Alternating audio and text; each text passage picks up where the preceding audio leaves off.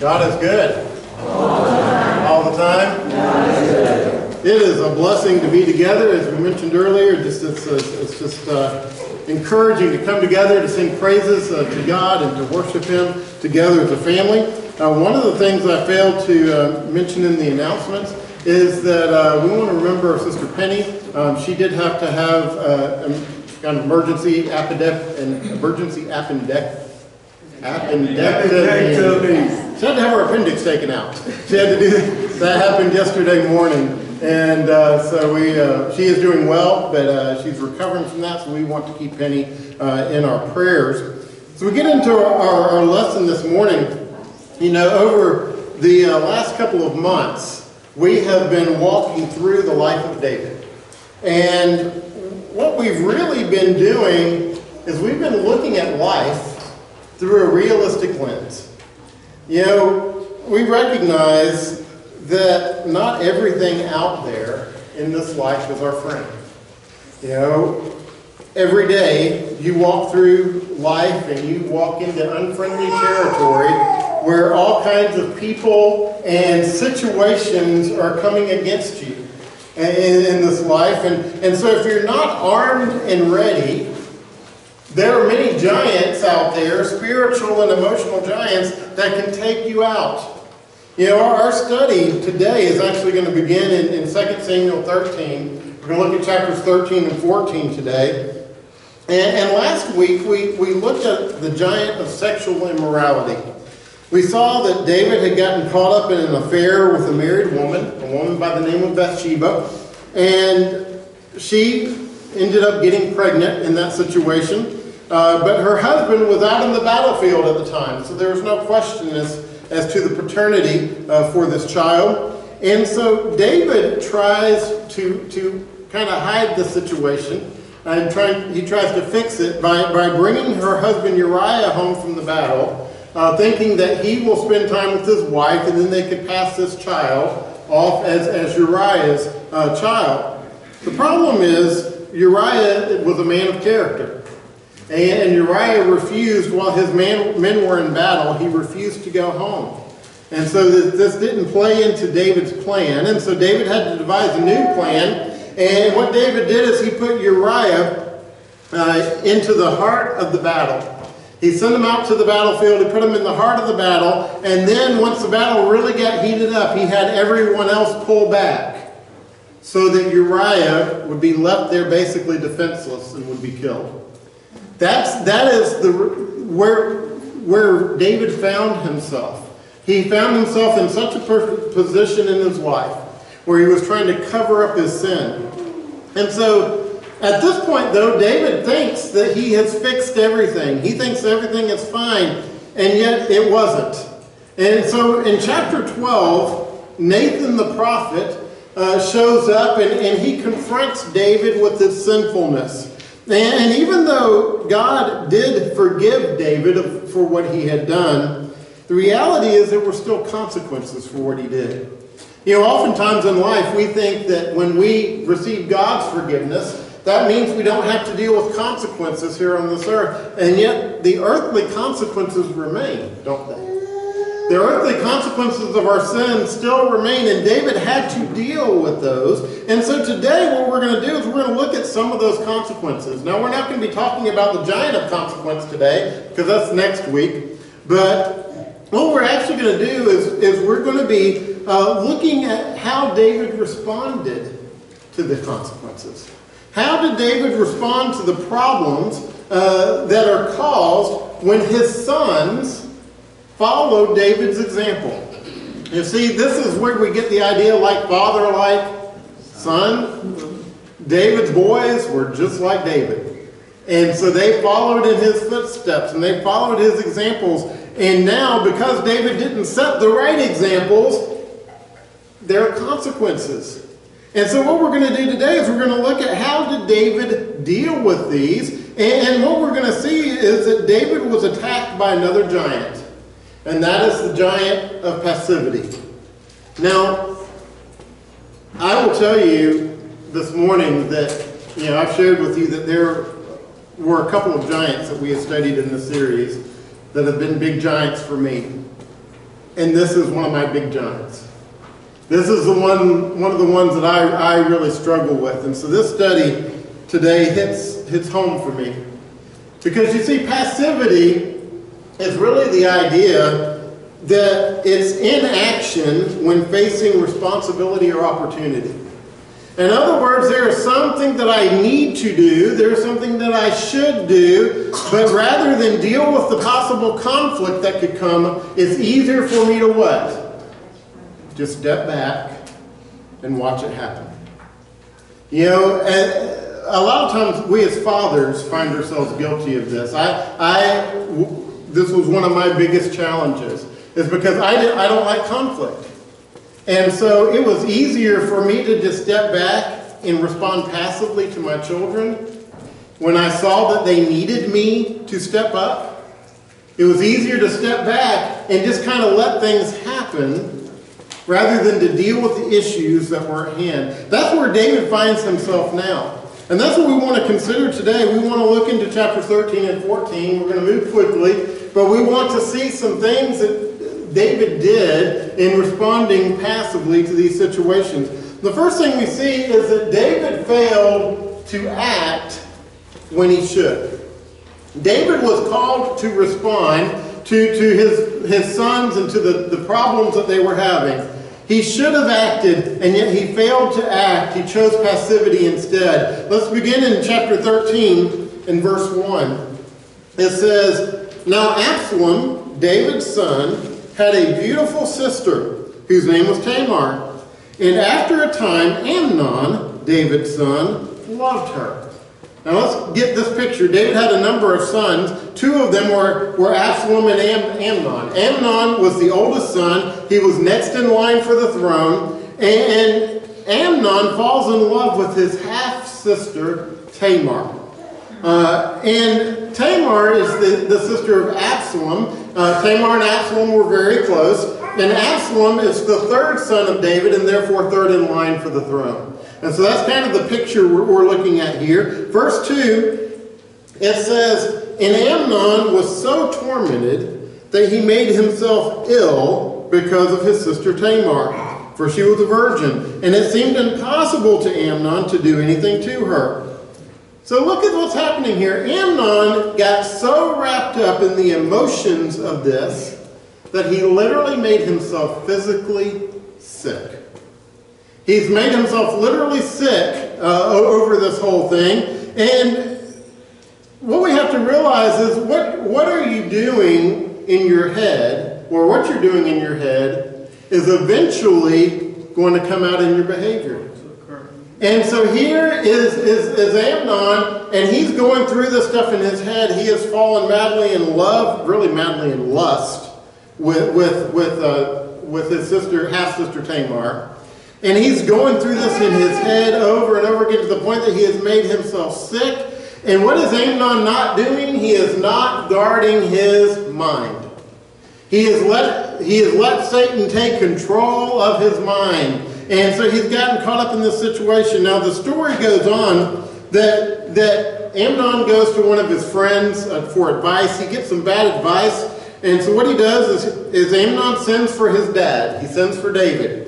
And he says, "Dad, I'm sick and I need to be taken care of. And so can you please send my sister Tamar to come and make food for me and take care of me, because she's really good at that." And so here's David. He's oblivious, like a lot of us as parents sometimes are. And so he says, "Well, that sounds like a great idea, right?"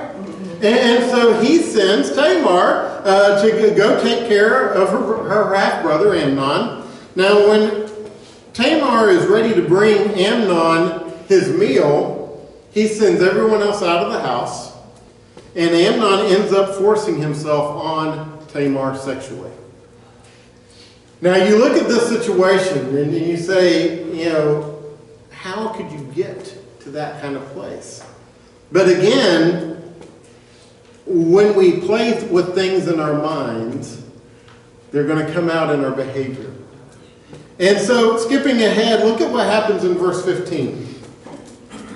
In verse 15 it says, "Then Amnon hated her with a great a very great hatred. Nothing. Wait a minute. Did he just love her?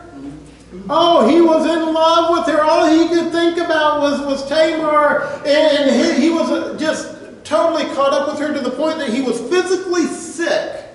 And now he hates her. It says, so that the hatred with which he hated her was greater than the love with which he had loved her. And Amnon said to her, get up, go. So Amnon thinks that if he gets what he wants, it's going to be the greatest thing in the world. And then when he finally gets what he thinks he wants, he realizes it's not. And so it says here that he hated her. I have a feeling that he probably hated himself a little bit too. And Amnon just says, get away from me. Leave. So now here's David. What does David do when David finds out? David gets in there and he takes care of the problem. He deals with the situation, right? Wrong. Verse 21. When King David heard all these things, he was very angry. Period. That's it, folks. In other words, David was angry the end. David did absolutely nothing. He didn't do anything. He responded passively. And so let's see what happens when David chooses passivity rather than getting involved as a parent and doing what needs to be done. In verse 23, we see that 2 years go by. So 2 years, David does absolutely nothing. He doesn't respond or deal with this situation at all. Absalom, Tamar's brother and best friend, he is incensed by this. He is extremely angry to the point that he's developed hatred towards his brother Amnon. And so what Absalom does is he decides to have a big party. He invites all of his brothers to come to this party. Skip ahead to verse 28. It says, then Absalom commanded his servants, mark when Amnon's heart is merry with wine. And when I say to you, strike Amnon, then kill him. Do not fear, have I not commanded you? Be courageous and be valiant. So the servants of Absalom did to Amnon as Absalom had commanded. Then all the king's sons arose, and each mounted his mule and fled. And so here Absalom has a big party. He tells his servants, he says, when you see Amnon good and drunk, I'm going to give you a signal, and I want you to take his life. And he says, don't worry about getting in trouble because I told you to do it. And so they do exactly as he instructs them to do. And then all of his other brothers see what's happening and they run.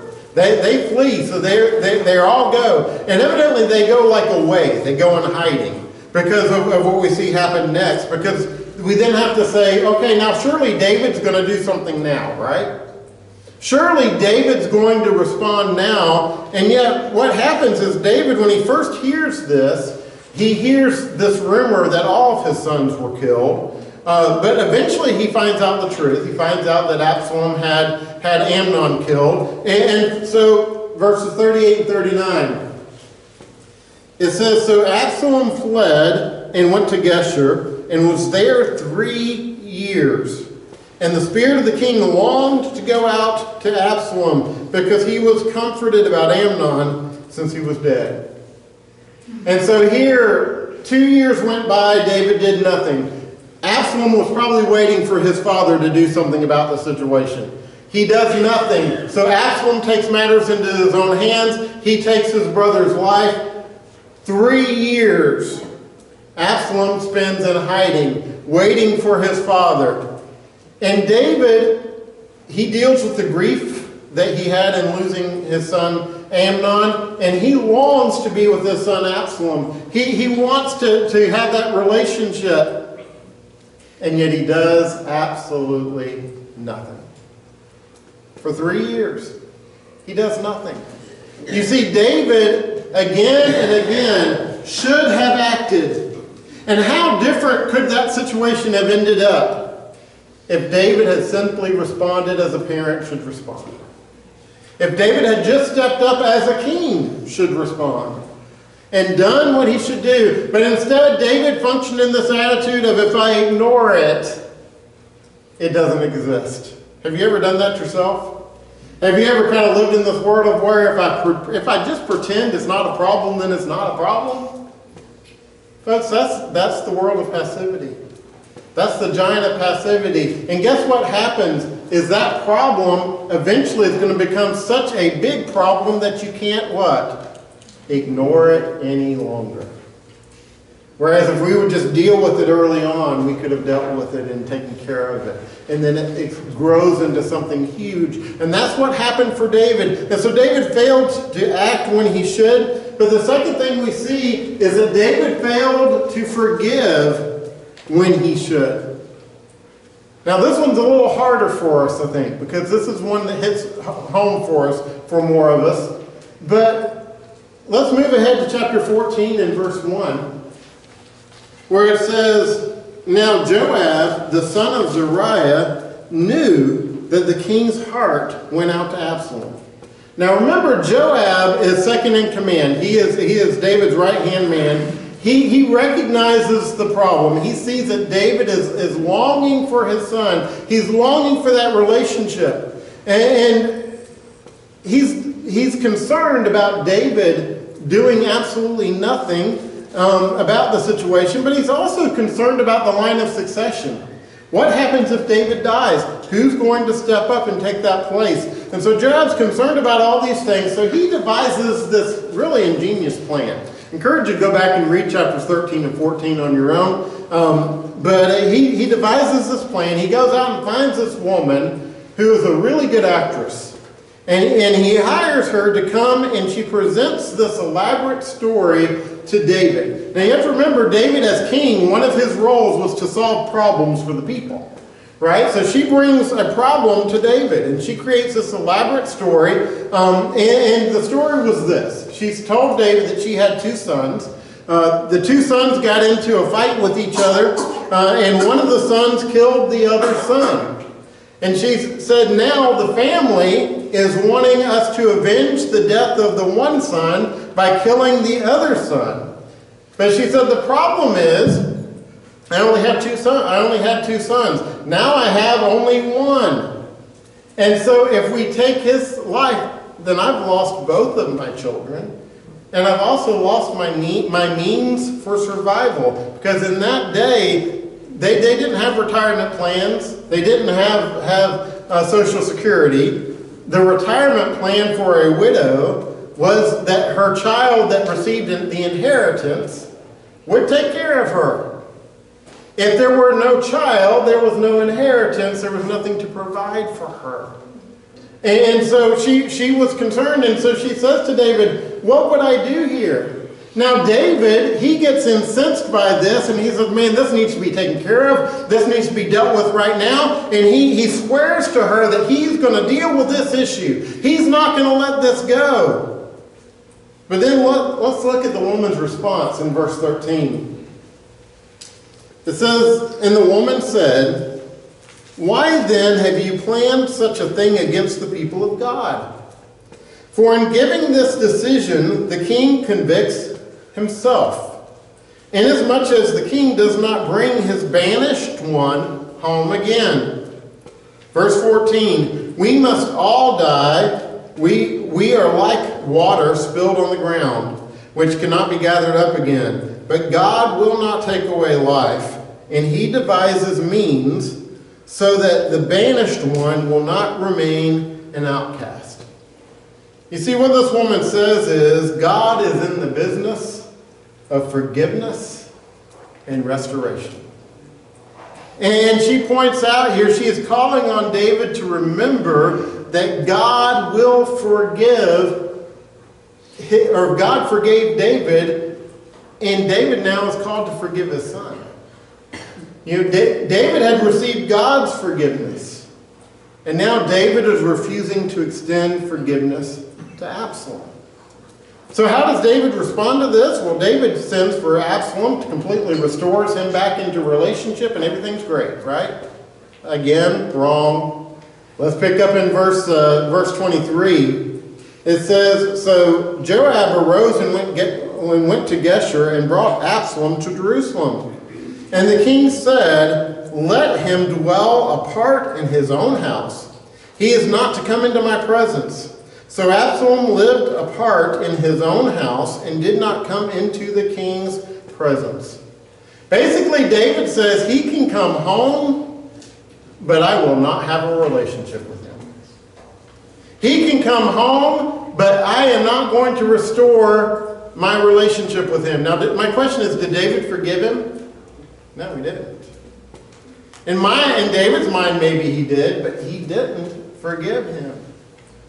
And so here's David. He had received God's forgiveness, and yet he refused to extend it to his own son. Now, having quickly moved through these two stories today, I want us to consider the next thing, and that is, how does this apply to us?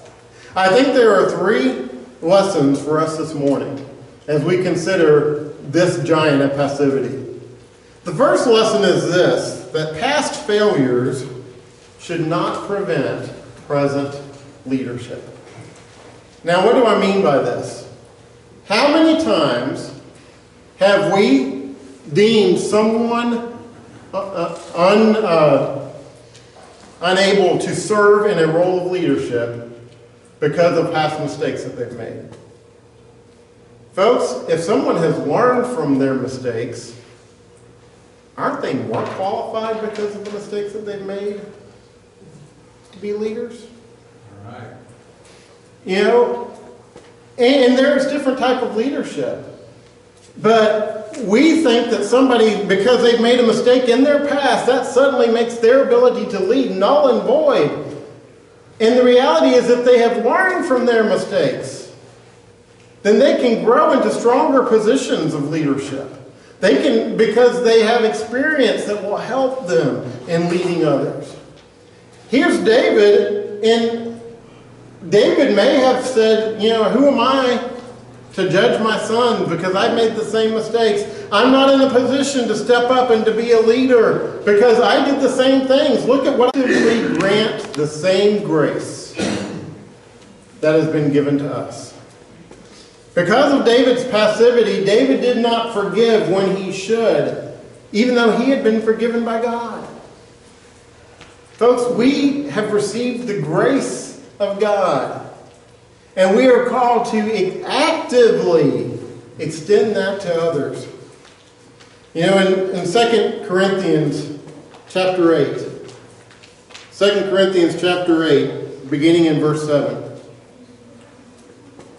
The Apostle Paul says, but as you excel in everything, and he lists these things that they were excelling in. He says, in faith, in speech, in knowledge, in all earnestness, and in our love for you. See that you excel in this act of grace also. I say this not as a command, but to prove by the earnestness of others that your love also is genuine. For you know the grace of our Lord Jesus Christ, that though he was rich, yet for your sake he became poor, so that you by his poverty might become rich. What's what's Paul saying here? Paul is saying, you know, there are a lot of things that you have excelled in. You have really grown in your faith, in your speech, in your teaching. You've grown in your knowledge and in your earnestness for the gospel. And you've grown in your love. And yet where you are struggling is in your ability to show the same grace that has been shown to you. Folks, how much of life are we missing out on just because we fail to extend the same grace that's been given to us? You know, years ago, I was talking to an elderly member of the congregation that we were in at the time, and she was telling me about some of the struggles she was having, and she mentioned, she said, I've got 4 sisters who are still alive, and I've not spoken to any of them in over 20 years. And I said, well, why not? And she said, well, we had a falling out, something happened, and we just haven't spoken. And I said, well, it must have been something terrible. And she said, well, you know, honestly, I can't remember what it was. She said, I don't have any idea what it was, but she said, something happened. And I said, so why haven't you done? I asked her, I said, why haven't you done anything about it? Why haven't you reached out to them? And she said, well, you know, they could reach out to me. You know, they could reach out to me. And so after we talked, she did reach out to her sisters, and do you know what she found out? They didn't know what happened either. Nobody could remember what happened, but everybody was waiting for what? For someone else to say something. For someone else to reach out. For someone else to extend grace. How much are we missing out on in this life? Because we are passively living life, and we're not willing to step up and extend the grace that has been extended to us. We serve an amazing God. We serve a God of love. We serve a God of mercy. We serve a God of grace. A God that sent his Son to this earth to be that perfect sacrifice for us, so that we can have the richness of a relationship with our Father. Folks, who are we to withhold that same grace from others? It doesn't matter whether or not you think they deserve it. It doesn't matter whether or not you think they've earned it, because you see, if they deserve it or they earned it, guess what it suddenly is not? It's not grace. It's not grace if they've earned it. It's not grace if they've deserved it. Grace is giving them something that they haven't earned, something that they cannot get on their own. And it's what has been given to us. Oh, for the grace of God. Aren't you thankful that Jesus Christ didn't give in to the giant of passivity? But Jesus came to this earth. He suffered, he loved, he fought, and he died for you. This morning, let go of passivity. Step up and be the person God has called you to be. Love, actively love and forgive, just as Jesus has done for us. If you're subject to the invitation this morning, we invite you to come. Please stand as we sing.